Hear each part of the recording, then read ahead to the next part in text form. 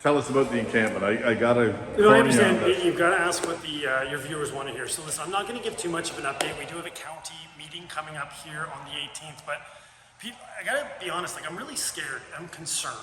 I've heard that our fire department has been requested to go down and help reinstall the wood-burning stoves, which kind of shows to me that the encampment residents aren't planning on going to 310 Division.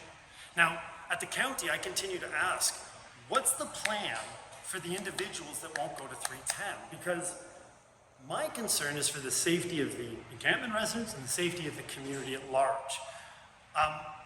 It's so unsafe at the encampment that the county won't send staff there without a police escort, but they're not willing to do anything to disperse the encampment. At this point, I think the community and I are equally frustrated. This encampment is not safe. Something horrendous is going to happen there. And when I ask what the plan is at the level of government whose responsibility it is to address homelessness, addictions, mental health, they keep telling me that 310 is the plan, but they're getting their stoves installed.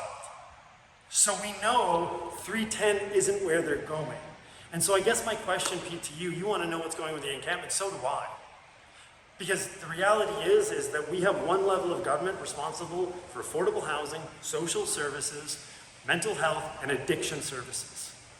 And it's not the town of Cobourg, but as the mayor of Cobourg, I'm concerned for my citizens, and I'm concerned for the safety of the community at large, and of those individuals at the encampment who have been abandoned by the level of government that is meant to protect them. And all I can hope is that nothing terrible happens there. And I look forward to the county meeting to have a discussion, because I'm looking to know what the plan is for October and November when we know the eviction's coming. What happens to the 20 or 30 individuals who refuse to go into 310?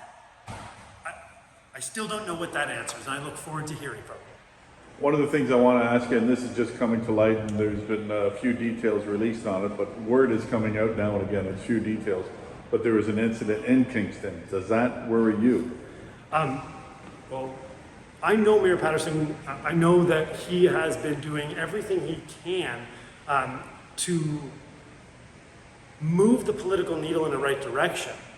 And they have been dealing with encampments a lot longer than I, so I don't necessarily know what you're talking about, Pete, but I can tell you I know. In larger numbers. Yeah, like, let's learn from what's happening. We see what's happened in Vancouver and BC. We know what these encampments are not a solution. And we can't keep saying 310, 310, 310. That's not, it's an emergency shelter, Pete. Emergency shelter.